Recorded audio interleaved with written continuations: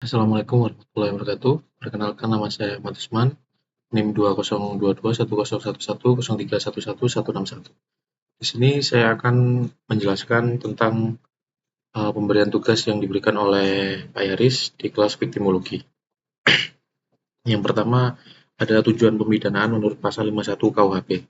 Terdapat 4 tujuan pemidanaan dalam pasal 51 KUHP nasional. Yang pertama, tujuan pemidanaan antara lain mencegah dilakukannya tindak pidana dengan menegakkan norma hukum demi perlindungan dan pengayoman masyarakat.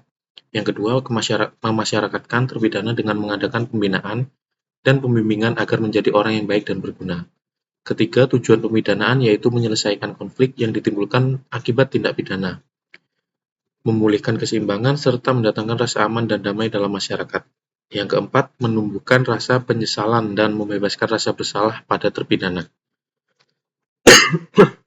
Kemudian penjelasan lebih lanjutnya, ada pemasyarakatan dan pembinaan.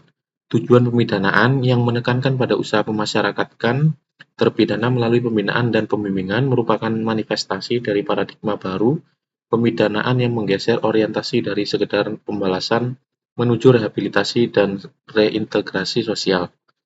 Pemidanaan dalam konteks ini tidak lagi dipandang sebagai instrumen pemisahan sosial yang bertujuan mengisolasi pelaku kejahatan dari lingkungan masyarakat, tetapi sebagai mekanisme negara untuk mengembalikan pelaku ke dalam tatanan sosial dengan identitas yang diperbaiki, kemampuan sosial yang memadai, dan integritas moral yang lebih kuat. Dalam perspektif ini, terpidana diposisikan sebagai subjek yang memiliki kapasitas untuk berubah dan berkembang, sehingga sistem pemidanaan wajib menyediakan kondisi yang memungkinkan proses transformasi berlangsung secara efektif dan manusiawi. Selanjutnya, upaya memasyarakatkan terpidana dilakukan melalui serangkaian proses pembinaan yang terstruktur, berkesinambungan, dan berorientasi pada pemulihan fungsi sosial individu. Pembinaan tersebut mencakup dimensi moral, spiritual, edukasional, vokasional, psikologis, hingga sosial kultural. Pada ranah moral dan spiritual, lembaga pemasyarakatan berperan menanamkan nilai-nilai etika, tanggung jawab, kedisiplinan, serta kesadaran akan konsekuensi sosial dari setiap perbuatan. Nilai-nilai tersebut diharapkan mampu membentuk pola pikir baru yang mendorong terpidana untuk meninggalkan pola perilaku menyimpang dan menginternalisasi norma-norma hukum sebagai pedoman dalam kehidupan bermasyarakat. Pada dimensi edukasional dan vokasional, pembinaan diarahkan untuk memberikan keterampilan kerja, pendidikan formal maupun non-formal, serta peningkatan kompetensi yang relevan dengan kebutuhan dunia kerja. Pelatihan tersebut tidak hanya berfungsi sebagai sarana pemberdayaan, tetapi juga sebagai strategi mencegah residivisme. Terpidana yang memiliki keterampilan dan kompetensi lebih tinggi akan memiliki peluang lebih besar untuk memperoleh pekerjaan setelah menyelesaikan masa pidana, sehingga dapat hidup secara mandiri tanpa kembali melakukan tindakan kriminal. Dengan demikian, pembinaan vokasional berfungsi ganda sebagai alat reintegrasi sosial dan sebagai sarana perlindungan masyarakat melalui penurunan risiko pengulangan tindak pidana. Pembinaan juga mencakup aspek psikologis dan sosial yang meliputi konseling, terapi perilaku, bimbingan sosial, serta program-program yang dirancang untuk meningkatkan kemampuan adaptasi, kemampuan berkomunikasi, serta kecerdasan emosional terpidana. Pendekatan psikososial ini penting karena sebagian besar pelaku tindak pidana memiliki latar belakang trauma, tekanan sosial, atau lingkungan hidup yang tidak kondusif. Melalui intervensi psikologis, terpidana diarahkan untuk memahami motif dan konsekuensi dari tindakannya, mengelola emosi secara positif, serta membangun kemampuan pengambilan keputusan yang lebih bertanggung jawab. Selanjutnya, proses pembimbingan juga mempunyai peran strategis dalam memastikan bahwa pembinaan yang diberikan tidak berhenti pada tataran teoritis, melainkan terimplementasi dalam perilaku sehari-hari. Pembimbingan dilakukan oleh petugas pemasyarakatan, konselor, pekerja sosial, serta pihak lain yang berkompeten melalui pengawasan, pendampingan, serta evaluasi periodik terhadap perkembangan terpidana. Pembimbingan ini bersifat personal dan adaptif, menyesuaikan karakteristik, tingkat resiko, serta kebutuhan individual terpidana. Dengan demikian, pemidanaan tidak bersifat seragam atau uniform punishment, tetapi bersifat individualistis dalam pengertian bahwa setiap terpidana memperoleh perlakuan pembinaan sesuai kebutuhannya.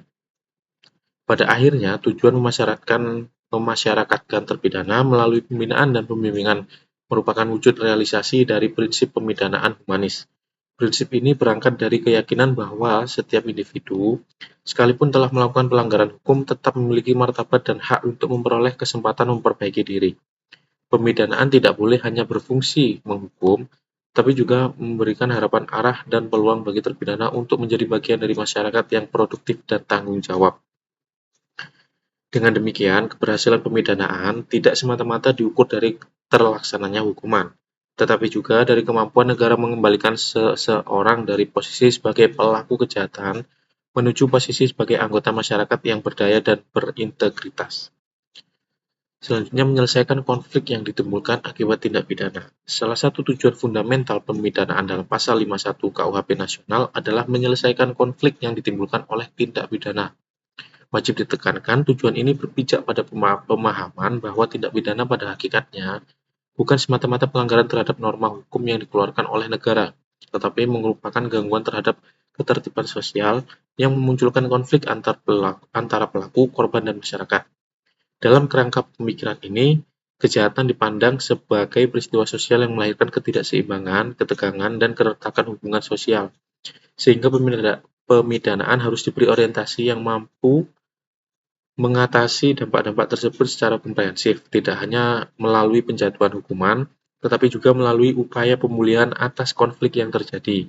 Konflik yang ditimbulkan oleh tindak pidana seringkali berwujud dalam bentuk seperti kerugian material, penderitaan psikologis, gangguan rasa aman, serta hilangnya kepercayaan terhadap tatanan sosial maupun institusi hukum.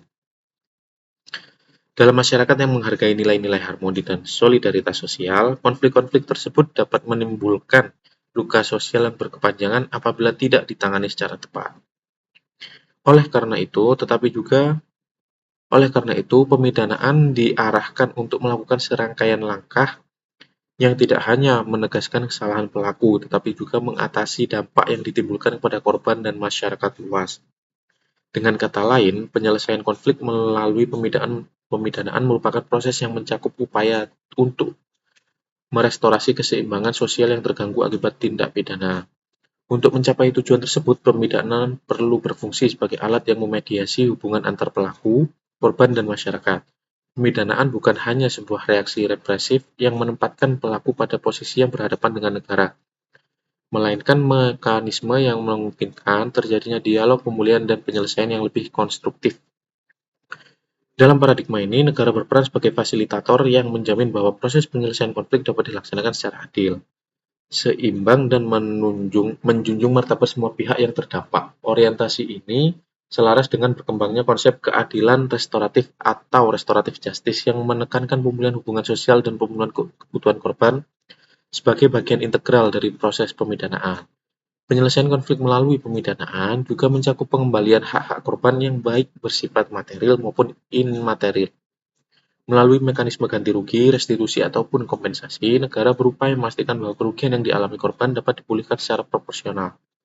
Pemulihan tersebut memiliki implikasi penting tidak hanya bagi korban keadilan dalam masyarakat,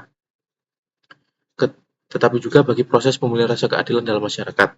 Ketika korban mendapatkan pengakuan dan pemulihan yang layak, kepercayaan terhadap sistem hukum akan meningkat sehingga stabilitas dan ketertiban sosial dapat terjaga dengan lebih baik. Selain itu, penyelesaian konflik yang ditimbulkan oleh tindak pidana harus memperhatikan dimensi psikologis serta sosial kultural yang melatar belakangi terjadinya konflik. Tindak pidana seringkali menimbulkan trauma, stigma, dan perpecahan sosial yang tidak dapat diselesaikan hanya dengan menjatuhkan hukuman penjara kepada pelaku. Oleh karena itu, sistem pemidanaan harus membuka ruang bagi program-program yang bersifat pemulihan psikis dan hubungan sosial, seperti mediasi penal, dialog restoratif, ataupun rekonsiliasi komunitas. Program-program tersebut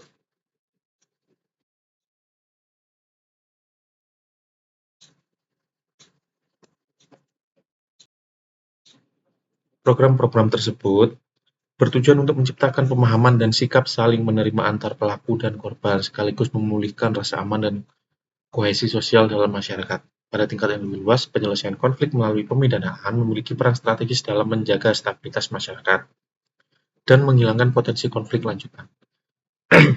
Tindak pidana seringkali memicu ketegangan horizontal antar individu maupun antar kelompok, sehingga pemidanaan harus mampu memberikan kepastian dan rasa keadilan untuk mencegah munculnya aksi balas dendam, vigilantisme, atau perpecahan sosial. Pemidanaan berfungsi sebagai intervensi institusional yang memastikan bahwa penyelesaian konflik dilakukan dengan cara yang sah, terukur, dan berlandaskan prinsip keadilan hukum, bukan berdasarkan pembalasan spontan yang dapat memperburuk situasi. Di sisi lain, penyelesaian konflik juga berkaitan erat dengan upaya menciptakan efek jera yang proporsional terhadap pelaku. Melalui pemidanaan yang tegas, negara menegaskan bahwa setiap tindakan yang mengganggu ketertiban sosial akan mendapatkan reaksi hukum yang setimpal. Namun dengan demikian, ketegasan tersebut harus tetap mengedepankan keseimbangan, yaitu memastikan bahwa hukuman yang dijatuhkan tidak bersifat eksesif ataupun dan tetap mengakui hak-hak pelaku sebagai manusia yang dapat berubah. Dengan demikian, pemidanaan berfungsi sebagai sarana pembelajaran sosial yang mengingatkan masyarakat akan pentingnya ketaatan terhadap hukum dan norma-norma sosial. Dengan demikian, tujuan pemidanaan untuk menyelesaikan konflik yang timbul akibat tindak pidana mencerminkan upaya negara untuk menghadirkan keadilan substansif, yaitu keadilan yang tidak hanya mengatur hubungan antara pelaku dan negara, tetapi juga memperhatikan kepentingan dan kebutuhan korban serta masyarakat. Kemudian ada menumbuhkan rasa penyesalan pelaku. Tujuan pemidanaan berupa menumbuhkan rasa penyesalan pada pelaku, merefleksikan dimensi etik dan psikologis dari pemidanaan dalam kerangka hukum pidana modern. Pemidanaan ini tidak dapat dipahami hanya sebagai instrumen pembalasan atas perbuatan melanggar hukum, tetapi juga sebagai mekanisme yang dirancang untuk mendorong transformasi moral para terpidana. Dalam perspektif ini, penyesalan bukan hanya sekedar manifesti emosional, melainkan proses internalisasi nilai-nilai hukum, moral, dan sosial yang menjadi dasar tatanan masyarakat. Dengan demikian, pemidanaan diarahkan untuk menstimulasikan kesadaran pelaku atas kesalahannya, mengakui dampak perbuatannya terhadap korban, dan memotivasi perubahan perilaku ke arah yang lebih bertanggung jawab.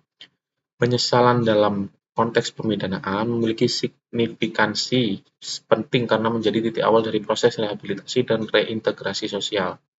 Seorang pelaku yang menyesali tindakannya menunjukkan kesiapan untuk memperbaiki diri, menerima konsekuensi hukum, dan tidak mengulangi kesalahan yang sama di masa depan. Rasa penyesalan tersebut mencerminkan pemahaman mendalam bahwa tindak pidana tidak hanya melanggar aturan hukum, tetapi juga merusak hubungan sosial, mengganggu ketertiban umum, serta menimbulkan penderitaan bagi korban dan masyarakat. Oleh karena itu, pemidanaan harus menyediakan kondisi yang mendukung terjadinya refleksi diri, introspeksi moral, dan pengakuan atas dampak sosial tindak kriminal.